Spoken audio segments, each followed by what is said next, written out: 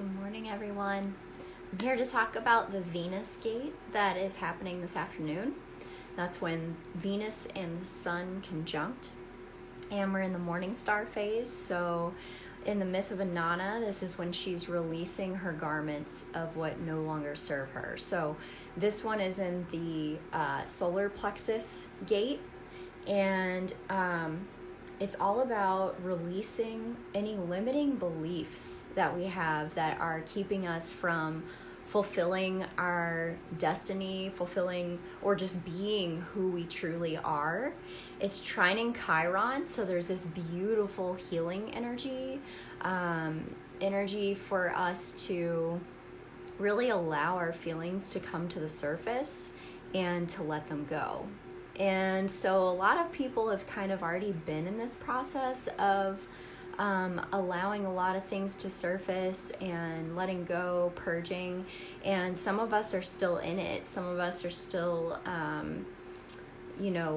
in the process of allowing things to arise. And especially collectively, there's still a lot of things that are yet to be seen, but are coming to the surface very quickly this year. So something else I was drawn to while I was looking at the chart is Sedna was just really popping out at me. And I looked a little deeper into Sedna, and she's at the 29th degree of Taurus right now, and will be moving into Gemini in April. So that's following when Chiron is conjuncting the North Node in Aries. And so I feel this energy of this Venus gate is related to that transition. And I also feel that in April with the eclipse, with the conjunction of the North Node and Chiron. And then I also see this energy of Pluto and the moon trining, I think it was a trine of Jupiter and Uranus. There's a lot happening in the sky that indicates a lot of change and a lot of quick action. And I feel, and I know when I get to pulling cards, they'll call me out if I'm wrong about this, but I feel with the solar plexus, humanity's in this stage of development of the will and a higher development of the will. So obviously, like when you're beginning your spiritual path, your goal is to become a hollow bone and to connect with the divine again, and to connect with a divine will. And I believe that's one of the steps. And then I feel like we're being asked to develop our own will again after that, so that the divine will and our own will can come together and can merge. Because for a long time, we've been in this illusion of separation, separating ourselves from each other, separating ourselves from the source, from divine energy. But in truth, it's all one. It's all the same. But we have been going through a process of, I don't know why I heard the word exterminating, eliminating. Exterminating is a really harsh word, but eliminating the conditioning that we've been under, and when we've been in this illusion of separation for so long, we've been in this process of purging all of these negative beliefs about ourselves, about other people, and it's really coming to this culmination where, we're coming into an information age, the age of Aquarius. Sedna, who has this huge orbit of 11,400 years, is moving from Taurus, which holds on to everything, and really is in this survival kind of mode, like really needs its things and the sensual physical things. And she's moving into Gemini, which is air. It's more about information. It's more about being curious. It's more about asking questions, coming up with new rules, and kind of playing as well, experimenting. And so as we're going through all of these huge shifts, and it's even hard to to like try to conceptualize all of it, but I feel like I'm getting bits and pieces of it. It feels like we're really being asked to reel in this connection with the divine, and then also our ego, our individual will, our individual goals, our individual action that we take.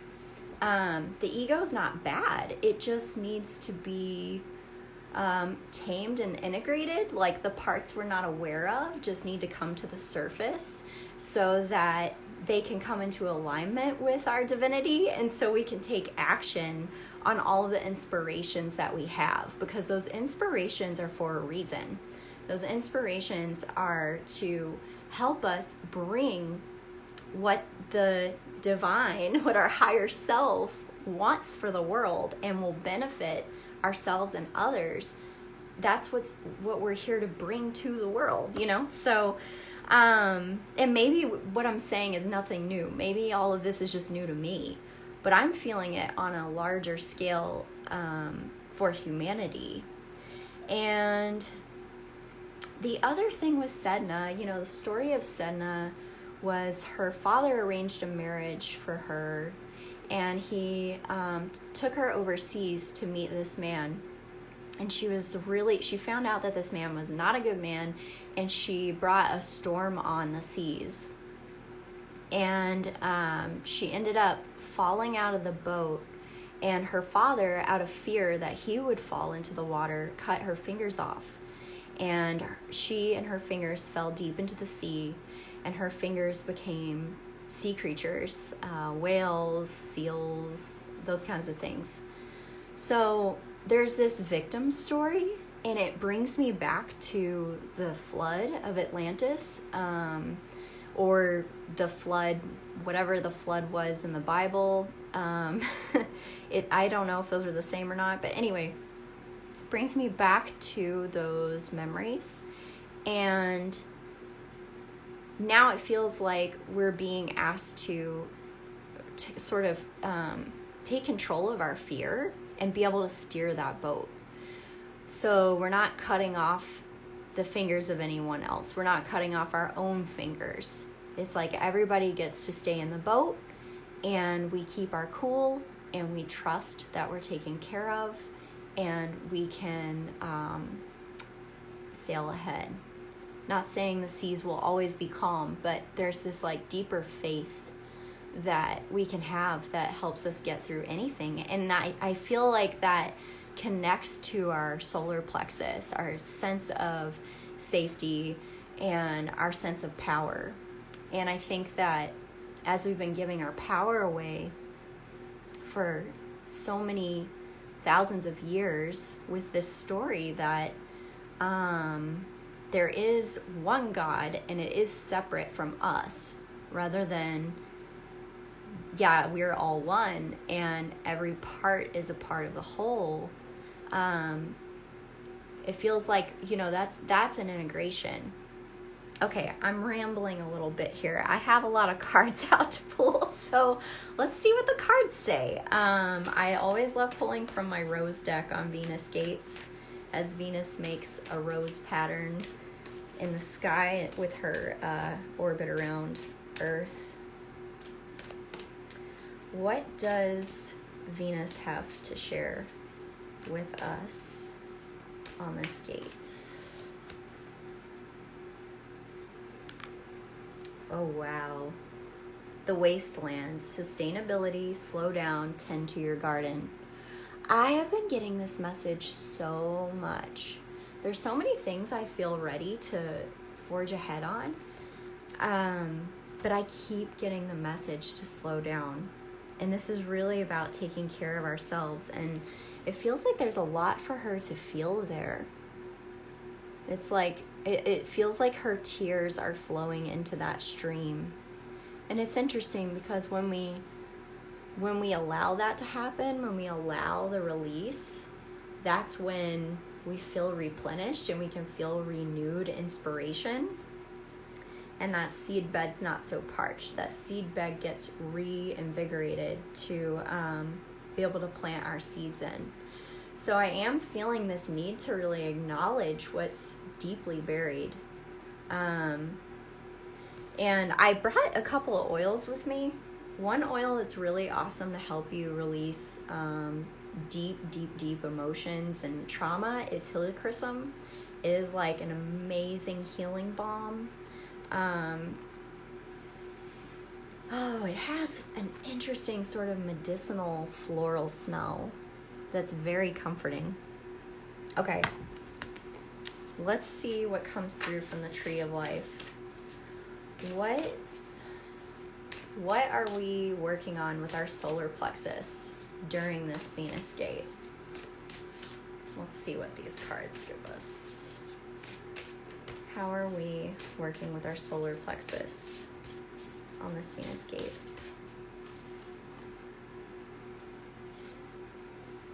The soul triangle, mystical soul-led harmony. So the soul triangle is up here, and it's all about connecting with the divine and living a soul-led life. So that's sort of what I was talking about earlier. And I can see someone meditating and connecting with this higher guidance.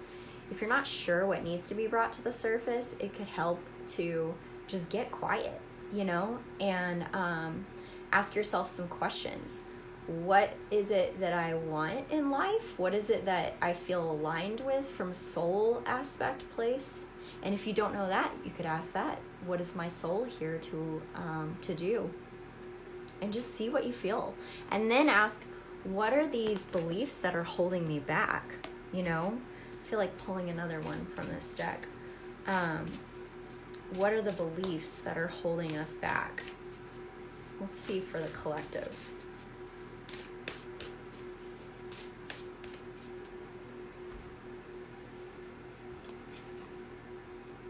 Haha, the Emperor. Initiative, authority, leadership. It's thinking that we have this authority, this power over us, that is keeping us from doing what we want to do. It's the sort of the Sedna victim complex. I forgot to show you guys Sedna. It's this like belief that we're putting, we can't do what we want to do because of the powers that be, or the powers that were. The truth of the matter is, it comes back to gratitude and seeing what we have to work with, and then what we can do with what we have, because and what we can also manifest. But that's where we are in our stage of life. We have to accept where we are. Acceptance is like the first step to all of this, and then we can assess like what we need, changes we can make, beliefs we can release. And again, I'm feeling that really slow energy, the wasteland, getting back to, ooh, I see ancestors in this card too, actually. Do you see their faces here? There's so much, it's like there's so much ancestral stuff we're letting go of too. And a message I receive a lot is that that's not ours to hold on to anymore.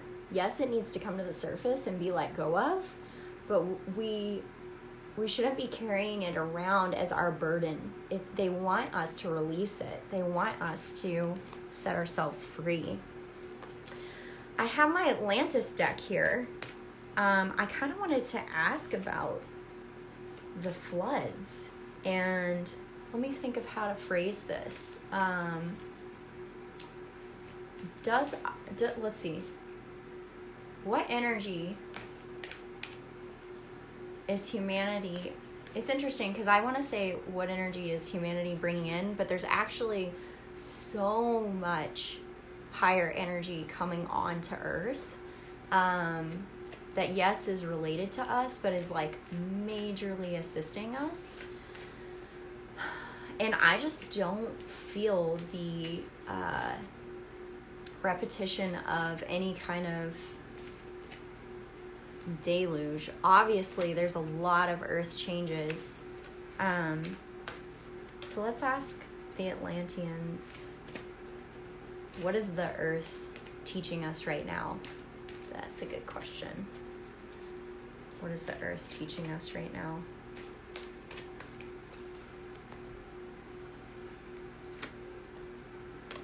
Shadow. Spark the dark. You know, something else with the solar plexus is responsibility. Gosh, I'm feeling so much with this reading. We're really seeing the effects that our separation from Mother Nature is having. All the stuff we make that we don't need, that just gets thrown in the ocean, essentially. Sedna.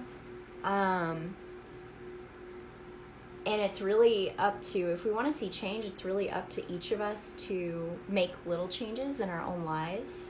And at the same time, this issue is so huge that it's hard to know where to start.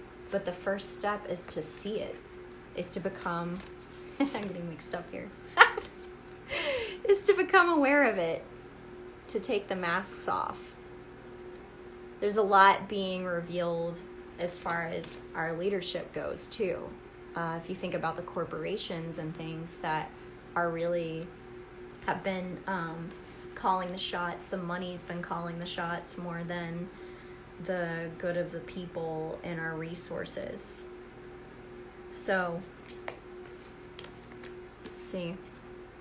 All right, I'm going to mix Sedna back in here and ask what goddess is here to assist us during this Venus Gate. I have a feeling when we come to the new moon, there's going to be some repeated messages here. I usually break up the readings because it just feels like a lot, but I can already tell there's some similar themes here. So what goddess is here to assist us during this Venus Gate? Yamaya, surrender. Gorgeous.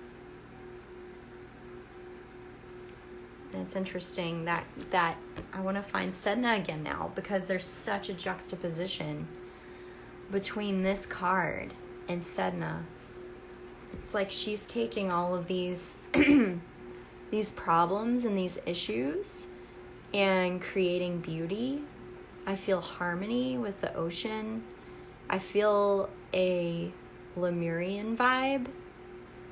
And again, that message of like trusting that we are taken care of and that everything's going to be fine. I'm just looking for Sedna again here for a second because I want to show them together. Here she is. Here's Sedna. So we need to feel the feelings, right? And when we feel them, this is how we feel after. And she's got a magic wand. I'm going to have to read about her because I'm not familiar with her. I have a feeling she's got some good messages for us here. Her Yuya Maya. She's going to be towards the end here. Why? Where'd she go?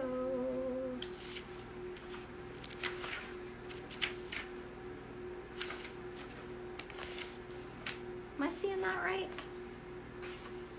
Maybe I was pretty sure they were in order. Thank you for your patience. Here she is. She almost disappeared. Come with your cares, come with your woes. Come when life is joyful. Come when life weighs you down. Come when you take on too much. Come when you are spread too thin. Come when you are danced out. Come when you seek renewal. All I ask when you come is that you surrender to me, Mother Ocean.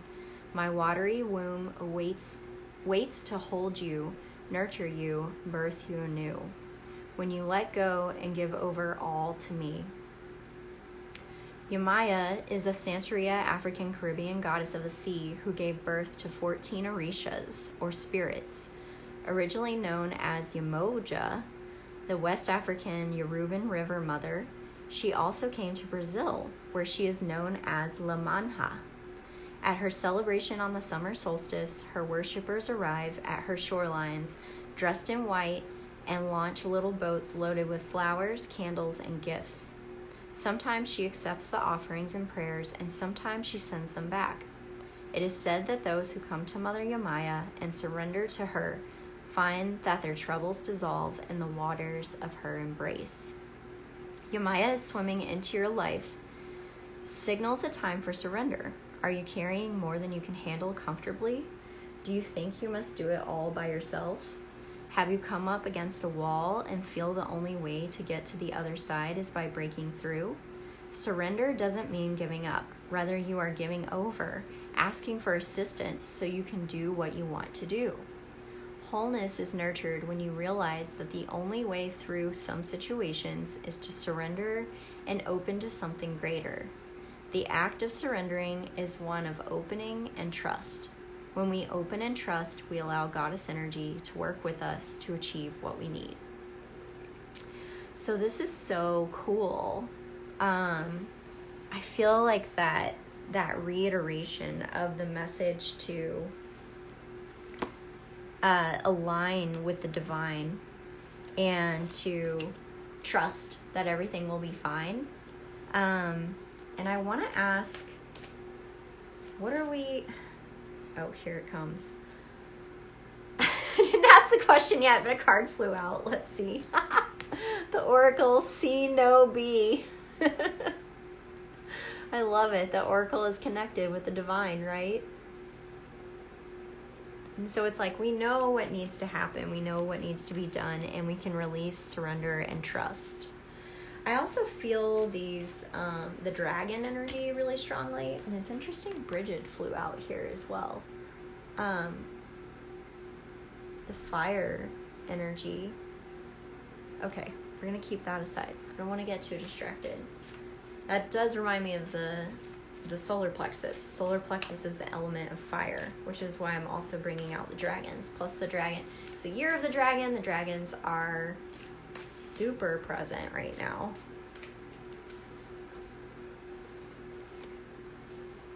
Air and water dragon helps you to connect to higher frequencies. Trust your intuition, develop your psychic abilities, be open to enlightenment, and express your inner song. I love that. Look at all the water. There's so much water coming in here. It feels like to help us. It's almost like there's so much water that needs to be released so that we can ignite the fire. But there's a softening. There's a softening and a slowing down as well. Maybe we need this to balance out this North Node in Aries, because Aries just loves to charge ahead, charge forward, and just like, you know, no fucks given, just do it. It's full energy, but the full trust too, you know? I want to pull another one from this tree of life. And yeah, so what about this energy of Sedna and the earth and surrender? What else do we need to know? What can we do on our end?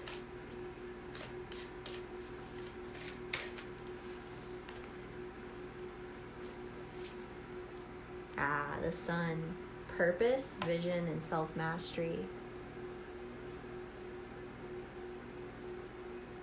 It's just aligning with that inner knowing. See, know, be. So what lights you up? What brings you joy? What brings others joy? What helps you connect with the earth or connect with the divine? And what do you need to let go of to allow yourself to do all of that? All right, I'm going to pull a mudra. This will be my last card. I feel like this has become kind of a long reading. Definitely feeling the water energy. What's going on with Neptune?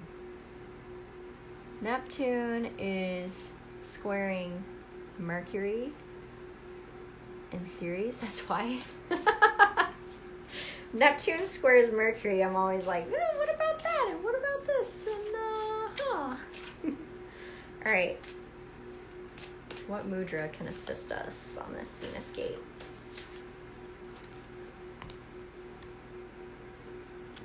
Ooh, the third eye. I didn't get a mudra. I just got a whole chakra. The third eye is the ajna, wisdom between the brows. The sound is Om. The color is indigo, and the symbol is 2 indigo petals. It rules the sight, senses, nervous system, and pituitary gland. Its element is space, and its qualities are intuition, wisdom, clarity, and vision. So it feels like a good time just to slow down and get in touch with the inner world. And to surrender the worries, surrender the negative beliefs, let go of the past if you can. And I really feel some amazing things on the horizon. Whether they be, I think it's going to be all of it. I think we're going to see a lot of weird stuff in the outside world and a lot of miracles in our own lives, in our inner worlds, if that makes sense. How can we hold both? So hope you guys have a wonderful Venus Gate, and I'll be back to talk about the new moon soon. All right. Love ya.